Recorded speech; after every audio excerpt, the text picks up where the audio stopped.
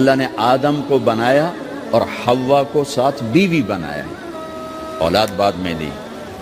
اور ایک اور بات، آدم کو بنا دیا مٹی کا پتلا اکٹھا کر کے، مٹی اکٹھی کر کے پتلا بنا دیا، 40 سال کے بعد روح ڈالی، چل بھائی جا جنت ہے، اور اکیلے بھیج دیا، بیوی نہیں دی۔ حالانکہ اللہ چاہتا تو ساتھ ہی حضرت حوا کی مٹی کا ڈھیر بھی لگا دیتا، اس کا پتلا بھی تھپ دیتا، فرشتوں سے تھپوا دیتا، اور پھر 40 سال کے بعد دونوں کو اکٹھا جنت میں ڈالتا۔ بہت سارے پیغام، اس میں بہت سارے پیغام، تاخیر ساتھ نہیں بنایا، دیر سے بھیجا، انتظار قدر کو بڑھانے کے لیے کہ عورت کی قدر کرنا، کمزور ذات ہے، کمزور مخلوق ہے، قدر کرنا۔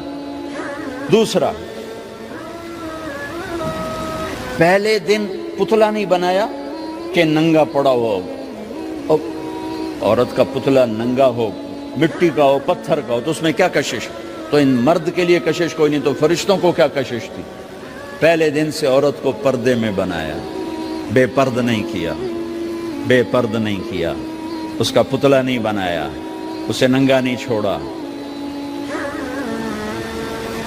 اس کو پہلے دن سے کورڈ۔ اور کیسے بنایا؟ فرشتوں کو کی آنکھوں پہ پردہ اور آدم کو سلا دیا۔ آدم علیہ السلام سوئے ہوئے ہیں، فرشتوں کی آنکھوں کے سامنے پردہ ڈال دیا گیا۔ جب آدم اٹھے ہیں، اور ایک اور بات، جنت میں رہ کر بھی آدم علیہ السلام کا دل نہیں لگتا تھا، اداس اداس رہتے تھے۔ اماں آئی تو بابے دا دل لگا، تو اداس رہتے تھے جنت میں۔ جب آنکھ کھلی تو اپنے لیفٹ سائیڈ پہ ایک خاتون، سر سے لے کر پاؤں تک لباس میں۔ آپ نے سنا ہے نا، یوسف علیہ السلام دنیا میں سب سے خوبصورت ہستی پیدا کیے گئے، یہ مردوں میں، عورتوں میں سب سے خوبصورت حضرت حوا کو پیدا کیا گیا۔ کون ہے؟ کہتے ہیں اللہ کی آدم تیری بیگم، کون ہے تیری بیگم؟ نکاح پڑھایا، پھینکا، آدم مہر ادا کرو۔ تو انہوں نے پوچھا کیا مہر دوں؟ تو وہاں تو سونا چاندی ڈھیر لگے پڑے تھے۔ اللہ تعالیٰ کہتے دا من سونا چاہ کے دے دے۔ میرے اللہ نے کہا تیری نسل میں میرا آخری حبیب آنے والا ہے، اس پہ ایک دفعہ درود پڑھ دے، یہ مہر ہے۔ سیدھے ہاتھ میں برکت ہے، پیدا کیا الٹی طرف سے۔ الٹی طرف سے کیوں پیدا کیا ہے؟ کہ الٹی طرف دل ہے، اور دل کے نیچے جو پسلی ہے وہاں سے پیدا کیا۔ اس میں پیغام کیا دیا کہ عورت جس روپ میں ہو، پہلا روپ اس کا بیوی بنا، پھر وہ ماں بنی، پھر اس آگے بیٹی کا روپ ہے، پھر بہن کا روپ ہے، پھر خالہ ہے، پھوپھی ہے، دادی ہے، نانی ہے، ساس ہے۔ جس روپ میں بھی عورت ہے اس کو دل کے قریب جگہ دو۔ یہ دل کے نیچے سے پیدا کرنے میں یہ پیغام دیا گیا ہے، اسے ذلیل نہ کرو، اسے خوار نہ کرو، اسے بے عزت نہ کرو، اس پر شدت نہ کرو۔ تو پہلا بنیادی رشتہ خامند اور بیوی ہے، اور آخری رشتہ بھی خامند اور بیوی ہے۔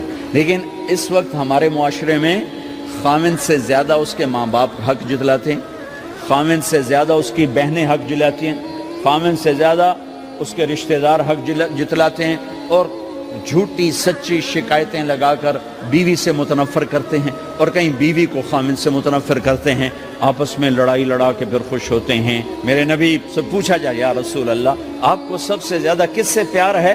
تو آپ نے کہا عائشہ سے۔ اللہ، وہ جھیپ کے کہنے کے نہیں، میں پوچھ رہا ہوں لوگوں میں آپ کو کس سے زیادہ پیار ہے؟ تو آپ کہتے ابو بکر سے۔ تو آپ نے پھر کہا ابوہا، مجھے عائشہ کے باپ سے زیادہ پیار ہے۔ پھر پہلے عائشہ کا، تو پھر کہتے ابو بکر۔ تو آپ نے کہا نہیں، ابوہا، مجھے عائشہ کے باپ سے سب سے زیادہ پیار ہے۔ یہ آپ کو میسج دیا ہے کہ گھر کی زندگی کیسے ہوتی ہے، کوئی عشق نہیں چڑھا ہوا تھا، میسج ہے نا۔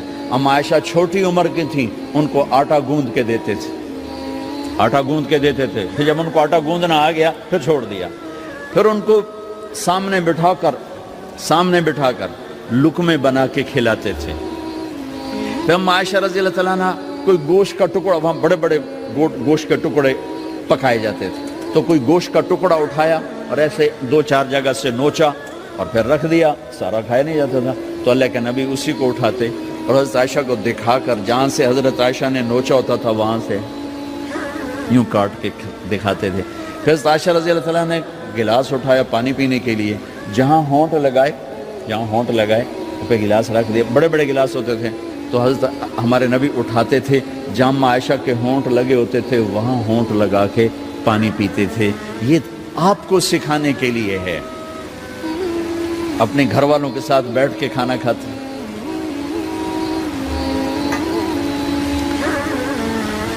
یہ میرے نبی کی معاشرت ہے, یہ میرے نبی کی زندگی. گھر میں جھاڑو دیتے, اپنے کپڑے خود دھوتے, کوئی چیزیں بکھری پڑی ہوتی تو بیوی کو نہیں ڈانٹتے, خود اٹھ کے سیٹ کر کے رکھ دیتے. گھر والوں کے ساتھ مل کر برتن دھوتے, صفائی کرتے, گھر والوں کے ساتھ مل کر. یہ میرے نبی کی ایک خوبصورت زندگی ہے. بھائیوں بہنوں, ہم